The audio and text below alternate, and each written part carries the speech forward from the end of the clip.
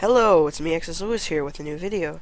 Today I'll show you how to get a jailbroken non-iOS 7 device to look and feel a lot like iOS 7. I did this myself, so I know it works. You're going to need a few tweaks to do this, so bear with me. You'll need BytaFont, CardSwitcher. That's also a paid application, unfortunately. I recommend supporting the developers, but if you don't want to. DeepEnd, there's an iOS 7 font. If it's a true one-to-one port of the iOS 7 font, you should be good. iOS 7 theme, and it has to be by PW5A29 to be the correct one. And then LiveClock, Move to Unlock, also paid. SBSettings, Springtomize, paid as well. Swipeback, Wallpaper JPEGifier, and Winterboard. As you probably have noticed, I already installed these tweaks, and I'm showing them all. Let me just disable them, and I'll be back with you shortly. Okay, now my device looks like it's running iOS 6 again. So, now let's show the tweaks one by one. First up, a couple of small ones. LiveClock, DeepEnd, Swipeback, Slide to Unlock, CardSwitcher, and SBSettings. LiveClock does pretty much what it says, and as you can see, this clock here is moving, and it animates it to show the current time. So you have that. Now, DeepEnd basically creates a parallax. You can adjust it in settings. Let me just enable it real quickly. Alright. Now, can you see the background moving? Alright. So, swipe back is... Okay, say I go into iOS 7 theme, contributors, blah, blah, blah. You can swipe back just like in iOS 7. And actually, an added thing is you can swipe forward too. So you can navigate through your finger. It's pretty cool. And so we can swipe back out. And so we wanted to get the basic functionality of Control Center. And so I programmed SBSettings to slide for the slide in from bottom gesture. It just takes a couple of tries from me. And you have SBSettings. You can get toggles to your liking as to what you can just brightness, Bluetooth, Wi-Fi, processes. You can refresh and respring and lots of stuff. You can also add App Store icons onto this dock up here.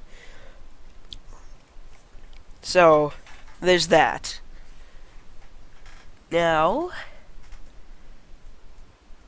so to enable this kind of movement here, go into Activator,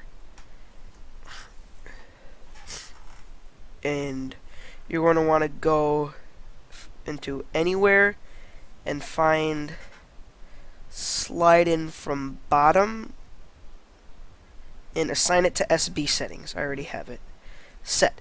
So that allows me to anywhere. I could just go into, oh, I don't know, messages, and or okay, we can go into music and slide up, and it'll activate SBSettings. We don't have any music on here, but it's good. Okay, so now for the functionality of the lock screen, go into Settings and Move to Unlock, enable it, and change your behavior to Move Lock Screen, the unlock direction to right, it has to be right, the unlock animation to move away, and release animation, you have an option of the bounce animation. And let me show that to you. I can lock my device and show you. Slide from anywhere to unlock. and you can adjust how far you need to go to unlock it. You can also unlock with a slider in the traditional way. And finally, we have a smallish tweak. It's called CardSwitcher, and it's basically just the iOS 7 switcher. Most of the functionality. So that's nice. And now on to the minor theming work. Okay, so this minor theming work here is font and some other little things that aren't handled by Winterboard. So, first, blurred backgrounds in the notification center. And, so go into Springtomize and, go all the way down to notification center and change custom background to blurred. And we can also go up to lock screen and turn on the notification center there, so you can access the notification center from the lock screen and see how that blurred. It doesn't blur it in the same way as iOS 7, but hey, it's something. So for the iOS 7 font, this is pretty simple. You just go into BytaFont and under Basic, just choose iOS 7, and your device will respring. Okay, as you can see, the font is iOS 7. All of it. It's a lot thinner and iOS 7-ier. So that completes this portion of the theming. And finally, onto our major theming work here. In Winterboard, when you installed the iOS 7 themes, you have a ton of stuff. And LiveClock. You can do whatever with LiveClock, but this iOS 7 theme is compatible with LiveClock. So, black labels doesn't work for me for some reason, so dock iPhone, UI, status bar UI, it's not a phone, notification center, messages, lock screen, green nav bar, and if it says top, I guess we gotta put it, I'm putting it to the top then.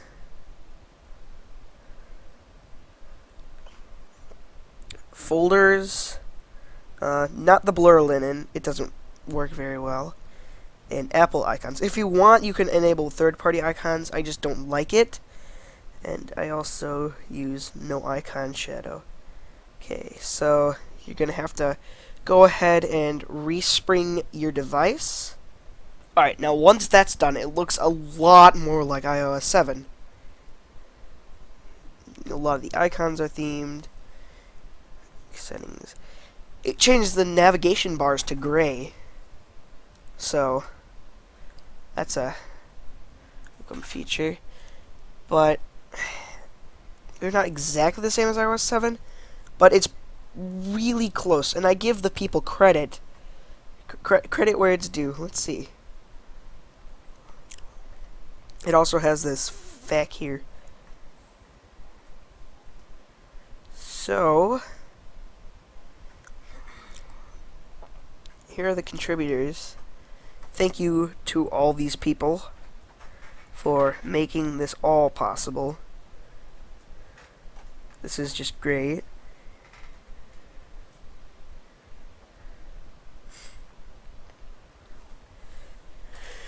And yes, so you have a lot of iOS 7 functioning, and I don't know, what's something that generates a dialog box? Gee, what can I think of? But the dialog boxes are also themed.